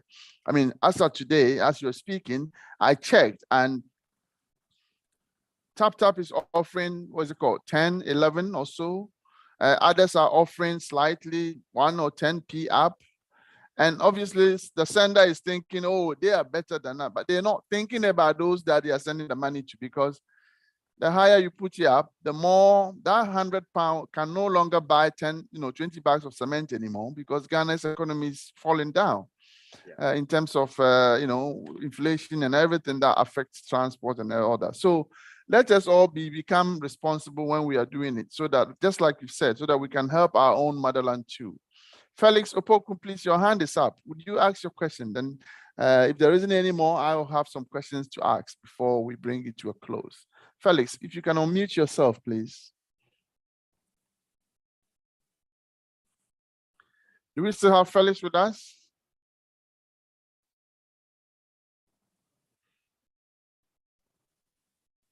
Right. While we await Felix to navigate around the techniques of asking the question, can I ask you this question, please? Absolutely. How safe is your data, customer data? Because I know you do have to fill a few things before you are allowed to transact. In some cases, when I did register, at some point, I think after they realized how much money was going from me, they did ask for some huge document, pay slip, P60, this, that. Yeah. How safe is all those information I've given you? How safe is that? Yeah, so that's a good it's a good cue to talk about security, right? So we are as secure as the banks in the UK. So we are regulated by the FCA, and we are held to the same high standards as the banking system and the banks in the UK, which means every data we take from a customer, we have to safeguard with some serious encryption, and we are only allowed to store that data in the EU, and UK as it were, and now in America within the laws that we are granted. And given the size of company we are, we cannot afford to cut corners, because it will bring us down tomorrow, literally. So security is top of the agenda, because we have one bad incident and there goes the end of the company generally. So I am personally liable for holding customer data secure. I'm personally liable for making sure that our processes for treating data and handling data are top notch and making sure that they are where they should be. And we are absolutely doing the very best, and we have the best systems and keeping data in the safest possible way that we can. And that's exactly what we're doing. That's point one. Now, any data that anybody puts in the app, now that data stays in the app. That data stays on a very safe server. I know that some of my brothers, when they ask you for information on the app, some of you don't feel that confident to put your details on an application. And I tell you what, people will WhatsApp me their passport page, but they wouldn't upload it to the app because they don't feel safe. And I think it's a generational thing. It's also a time thing where we don't trust where it's going. At least when I send the passport page via WhatsApp to another person, I know it's been sent to that person. But when I upload it to an app, I don't know where it's going. I can tell you for now and for certain that it is far more secure for you to upload your ID or your documents onto the Taptap Send app than it is to send it by any other method to your friend, to your brother, to your sister, because the Taptap Send app is far more secure than most of the other connections that you have from your phone, because it's going straight into the app. It's not being seen by anyone or any human. It's all being dealt with in the system and being checked by the system and by robots, as you call them. So it is safe, it is secure. And I encourage you, if you get a message on the app saying, upload this document or that document, there is a good reason for it and it is safe. I'll tell you why we ask for documents. So what you are doing here by downloading the app and sending money is what we call distance selling. So you're not standing in front of me with the money, right? So you're using your card, you're using your financial information, and you're using your details. Now, it is important by regulation and also for your own safety that we know who is behind that screen, right? To be fair, we don't really know until we check, right? So when you sign up to Taptap Send, we don't ask you many questions. We ask you to sign up and you sign up.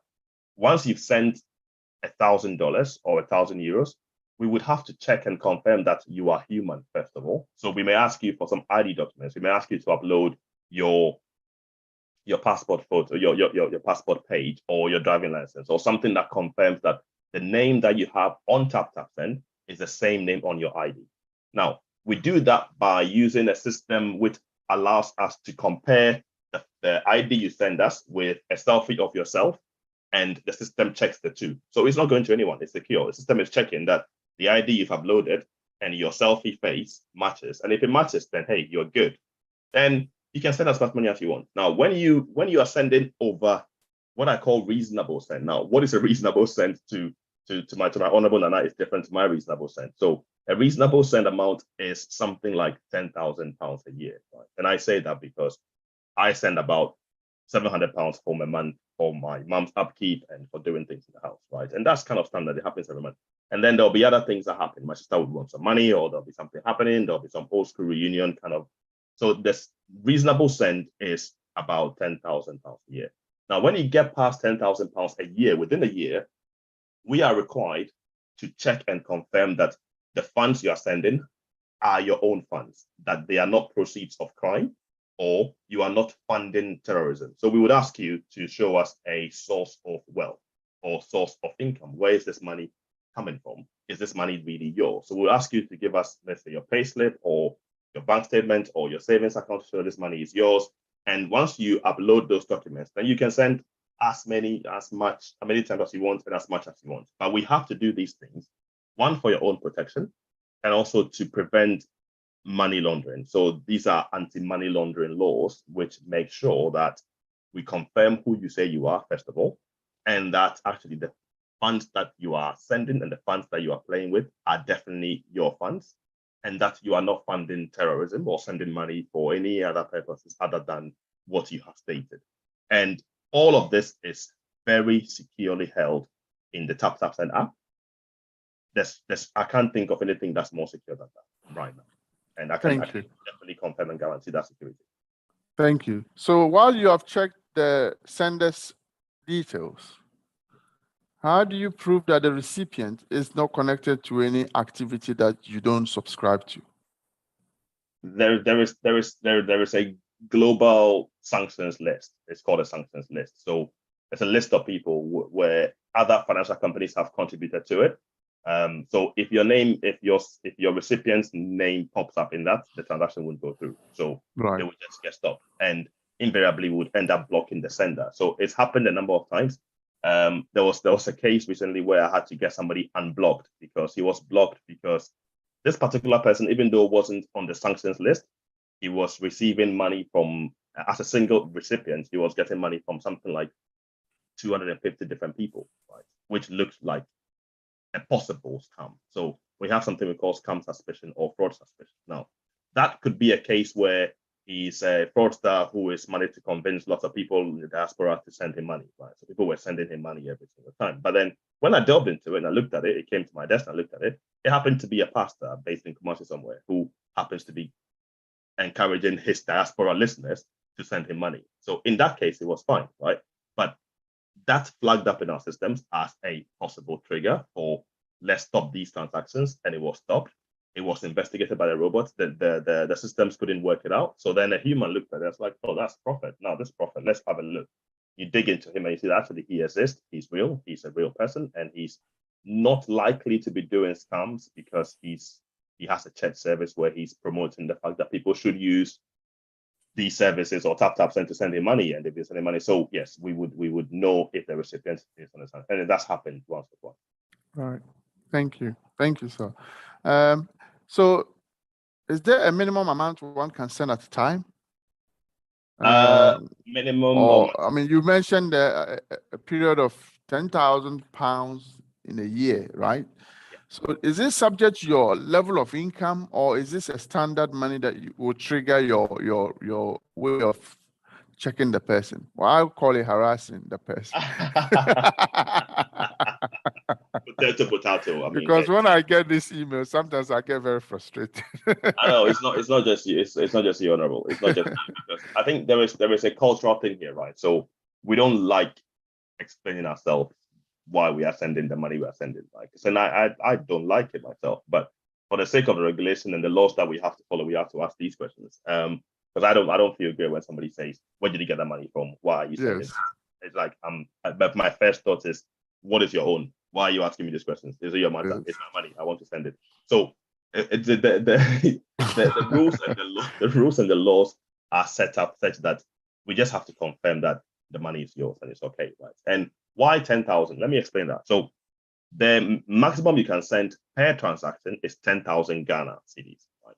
And that is a limit set by the amount of money you can keep in your Momo wallet. I think that's how we came about. And then it's become a universal thing where your Momo wallet in Ghana cannot take more than 10,000 at a time. I think you have to empty it and then add some more to it. And that's kind of how we operate. And then the Bank of Ghana had a rule that for a single transaction going from the diaspora into Momo wallet, it has to be capped at 10,000 Ghana cedis per transaction. But you can send multiple of those. You can send 10,000, 5,000, 6,000 again within the same day, you'll be fine. Now, 10,000 pounds sent for the whole year is what the compliance officers will call a reasonable amount of send. So it is fairly reasonable for somebody who lives in the diaspora to send 10,000 pounds for upkeep and support. That's fine, right? So there's no need for us to prove any burden of support there because it's reasonable.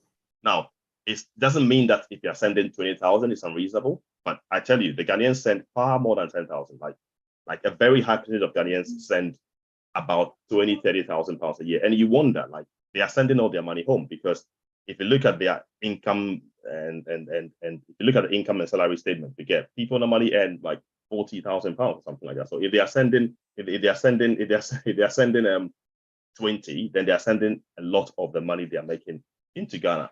Now, above the reasonable threshold, we just check, right? And the reasonable threshold has been determined by modeling people like me, modeling people like other, like we build a big model, right? And say, okay, what is a reasonable amount of money? And maybe that model would change because now I think that 10,000 is low from my side of things. And I'm convincing my compliance officers to say, actually, guys, 10,000 is just now like, it's a chicken feed now because like even the students who have come here are sending 10,000. So which means that amount needs to be more like 15 to 20 before we start checking, because it's reasonable that people who work in big banks or people who work, I mean, my auntie in Barnet, she works like an 80-hour shift. right, in care, and she sends far more than anything I can send home, even though I work in an office. They've got the money and they are moving it home. They're doing projects. So that amount of money is been determined as what is reasonable. But I think that will change in time, and it allow us to send some more money home. Then there's less hustling and there's less questions and there's less scrutiny about where you're getting your money from. So 2 questions in one. Can you send money from Ghana through Taptap to somebody in UK? That's Not one. yet. Okay, and which country is your biggest corridor so far? You mean in terms of transfer? Okay, I do Ghana hope you have more than Ghana and other places, right? In Africa. Yes. Okay. So in my portfolio, Ghana is the biggest, right? And Ghana is the biggest for many reasons, because we've just created a very special thing in the Ghanaian community, which people have loved. They've kind of caught on to, and the Ghanaians have really, really loved the product and they've used it very well. And Ghanaians also send a lot of money, and we've managed to grow the Ghana business to a massive extent. Right? Now, Ghana is also large because we are able to give solid, good rates for sending every single time. It's not the same as the French countries. Now, the French countries, Senegal, Cameroon, Cote d'Ivoire, now their currency is very tied to the French francs, which is the euro in the end. So this often up the difference in the rate between what they get back home and what you send here means that all the companies that are sending have pretty much the same rate every single time. So we're having to differentiate a hell of a lot to get them to send a whole lot more. So, and they are not as big in population and diaspora size as Ghana is. The same with Kenya. Kenya is also a very big corridor for us. Kenya is doing amazing things, but Kenya is also a very, very competitive market. Now, everybody in Kenya has M-Pesa. Everybody in Kenya has a mobile wallet. They started doing M-Pesa. They were doing mobile money way before Ghana started, sort of 10 years or so ago, 8 years or so ago. So Kenya is also up there in terms of how the big corridor. So if I was ranking them, and Nigeria, you would think should be really big, but Nigeria has had its own regulatory challenges. So we have been working on Nigeria for the last 18 months. We've not quite cracked it. It's taken us a while because of the CBN rules, the Central Bank of Nigeria rules about terminating in Naira and not in USD and not Naira. So for those of you who don't know, if you send money to Nigeria, they can't collect it in Naira. They have to pick it up in USD, which everybody in Africa thinks is a bonkers idea, because you're effectively saying your currency is not what people should be collecting in a country. So this has made Nigeria a very tough market, and it's meant that a lot of our friends have had to pull out of Nigeria. So we were ready to launch last year, and we had to pull out because we had to rethink our whole strategy. So if I was to list the countries in order of which is bigger, I'll say Ghana is still first, Ghana is still top, and then there's Senegal, which is next, and there's Cameroon, then there's Kenya, and then there's Mali, and then DRC.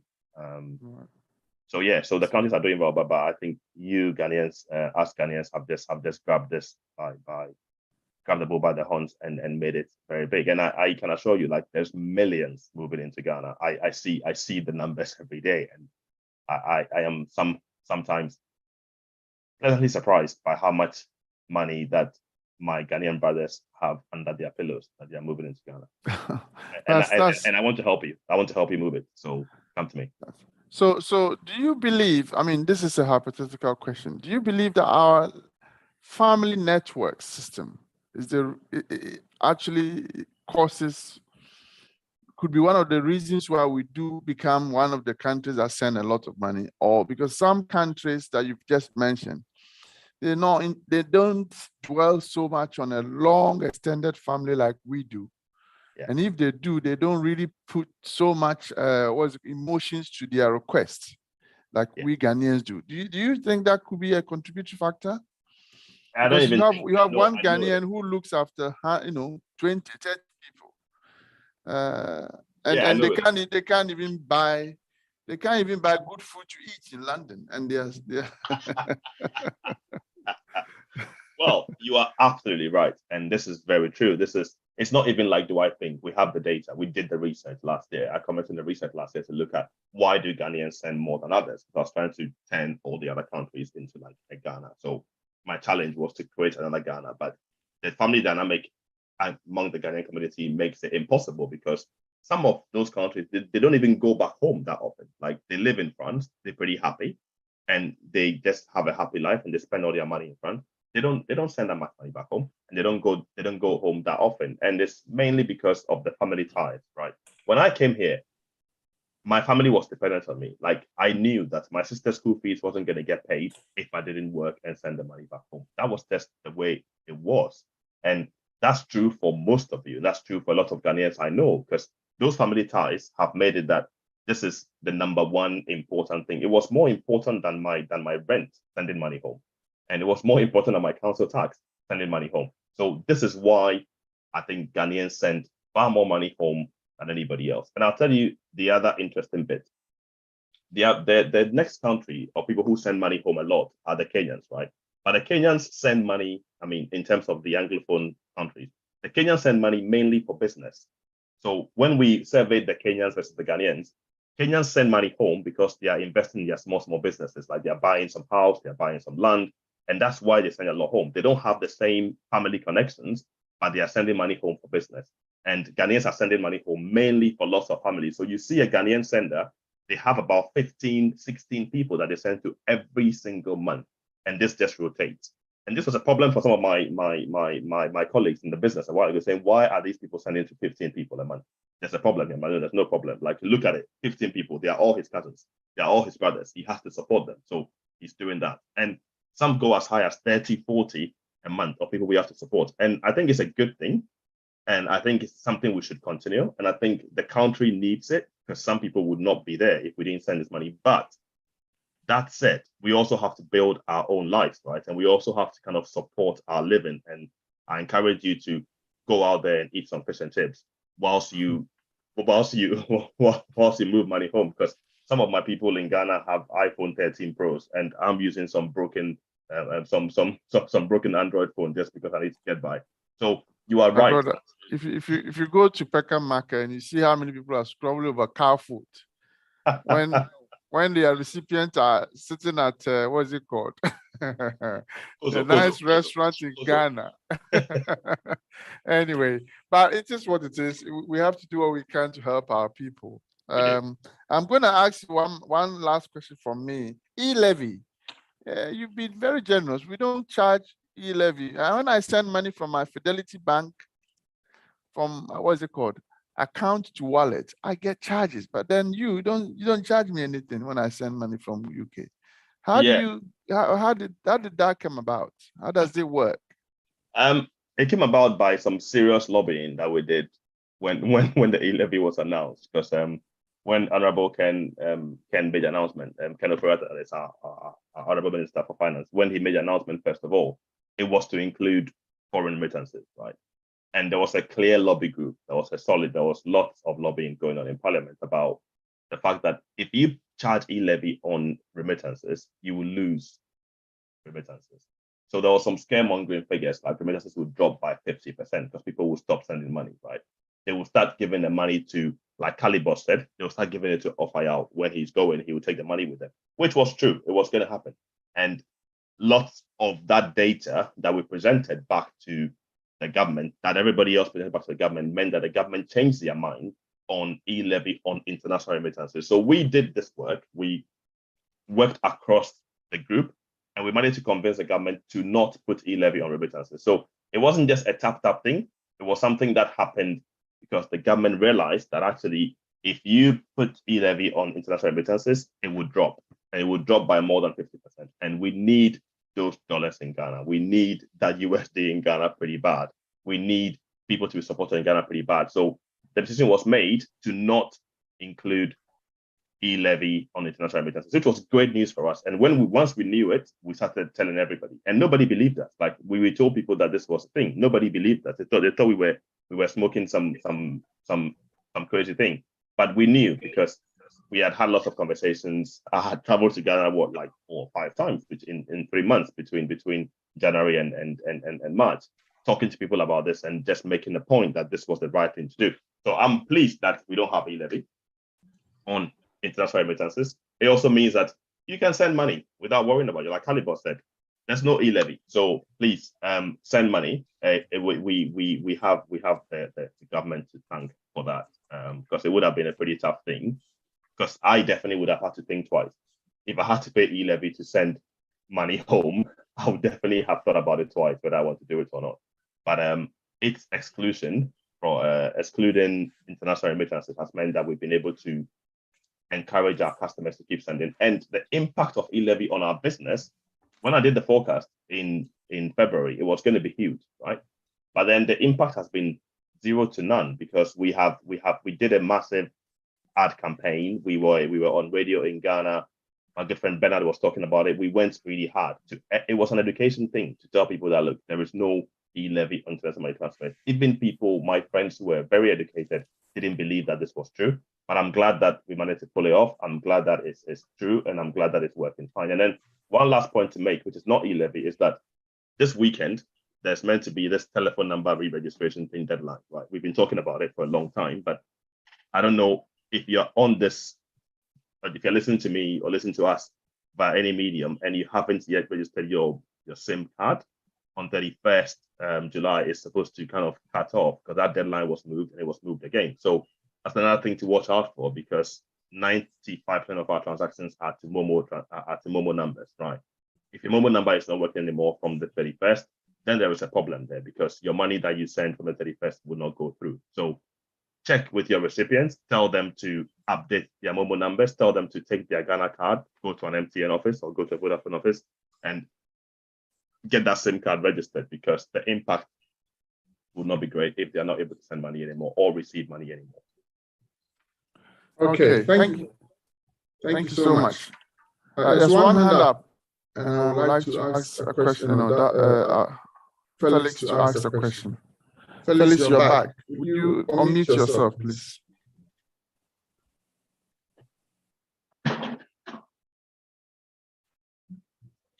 Oh, my apologies. Felix, we are asking you to unmute yourself. Thank you. Hello. Hello. Yeah. Please, it's personal.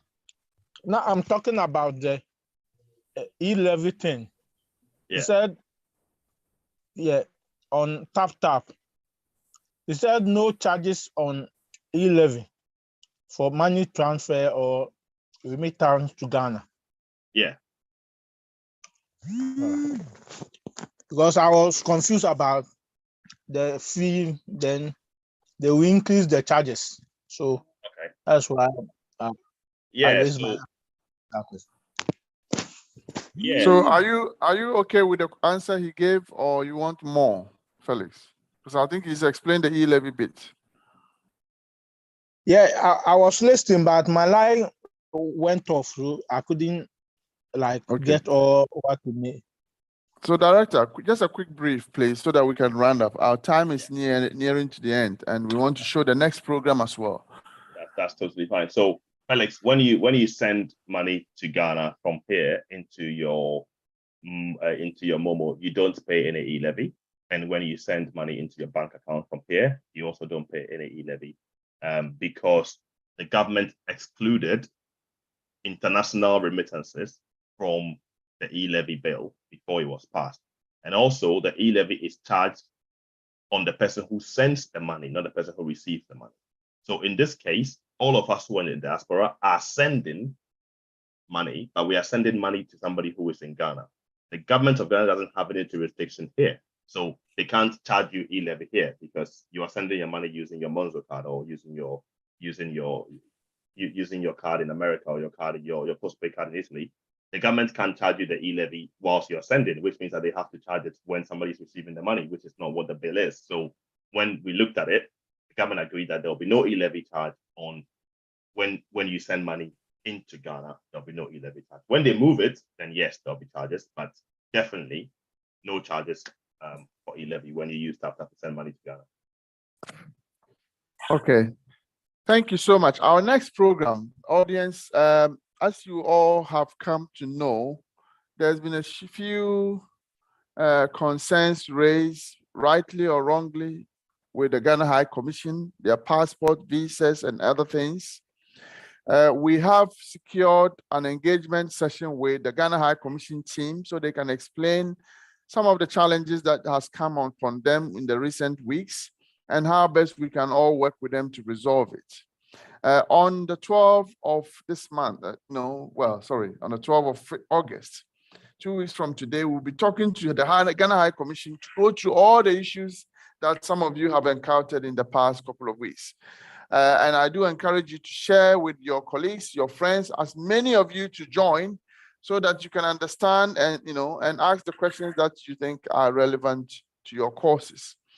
So 2 weeks from today, exactly on Friday, same time, same place, on Zoom, Facebook, YouTube, you will be engaging with the Ghana High Commission team from Highgate, specifically Highgate, to explain any issues that you've encountered, all the videos that has been going on, all the things that people have said that you've heard. The truth and untruth will be told on the same day. So thank you very much. I hope you can join us again in 2 weeks' time. We want to thank Taptap Send, the director, Mauto, for being here with us and going through all the things that we needed to know about money transfer and of course, Taptap. Ghana Union is grateful for your support. Through your support, we are able to reach to so many people. We are on live on Zoom, but there are people watching on Facebook and on YouTube. So our reach is very wide and far. We're also on Omega Live TV. This video will be available on Ghanaian Community Awareness Forum for those who are not here to go and join. We also want to thank Diaspora Insurance for providing, our great guy, Augustine Yale, to be with us and explaining all the insurance policies that they have and the cash plans that you can sign up to. Tonight has been a great pleasure hosting you. As always, I remain Emmanuel Kwesi-Kwesin, now called Nana Kwesi-Kwesin the First. Ahanta Mahine of Ahanta traditional area, Atrimahine. So my status has changed, but please go easy. We will try and get used to it over time. You won't slaughter a cow yet, but after some time I will put it on on that basis. On my team, the great team of three, Lillian from the United States, helping to steer this program ahead.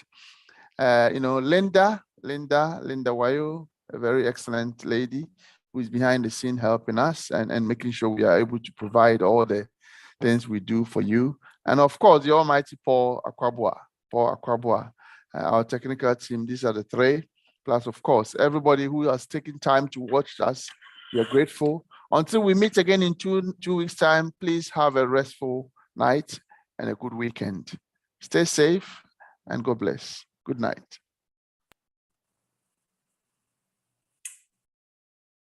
Hello? Oh, my son is Canada dada. And then he left home, manual. My son, this is a Taptap. You was Spain, oh yes. Spain was any secret free, ha? A Ghana. Yet we love you. It's 11 and as a member of a baby family. Oh, that be my son. Would you check your phone? Why? It's very easy now to send money from anywhere in Europe to Ghana. I'm in Spain right now, and I just send money to my mom. And on Tiasia, also don't send it, don't take e-levy. No, on Taptap Send, there's no e-levy charge. It's just free when you send. Those in the US, those in London, those in Canada, plenty places in Europe. You can send your money through Taptap Send to Ghana.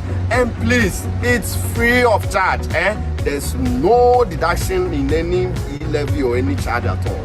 So what are you waiting for? Send the money to those family people. Me must send it. Let's go and take a clan talk. Reggae man of a pack. It's Taptap Send.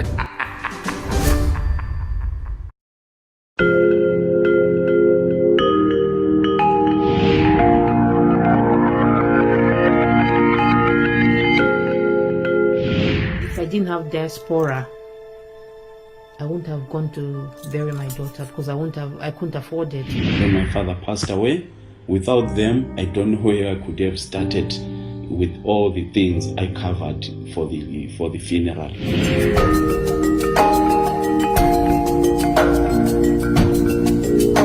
Financially, they were ready to give me the money for the funeral here in the UK, or even in Zimbabwe. They were ready to give me US dollars.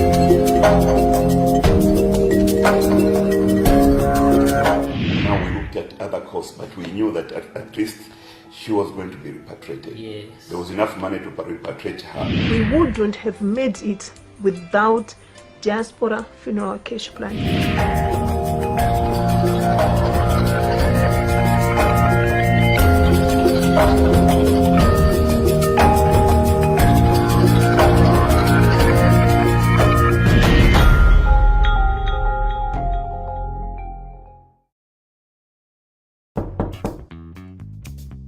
Araba, there are some people at the door. Go and tell them I have traveled to Russia. Yes, Daddy. Where's your father? My father said I should tell you he has traveled to Russia. Your father has killed me. I sent him money from America to complete my house for me. Are all student association contributions? Even the money from the fundraiser for Kweku's surgery. Oh! too? Don't be a victim. If you're contributing to a project, alumni dues, or any public campaign, Chango is your best choice. Chango keeps track of all donations and gives you the power to know exactly where the money goes. Chango is approved by Bank of Ghana. Call 0270-066-614 or visit changoapp.com for more information. Uncle, my father is hiding under the bed. Oh, Araba. Chango for your groupings and crowdfunding.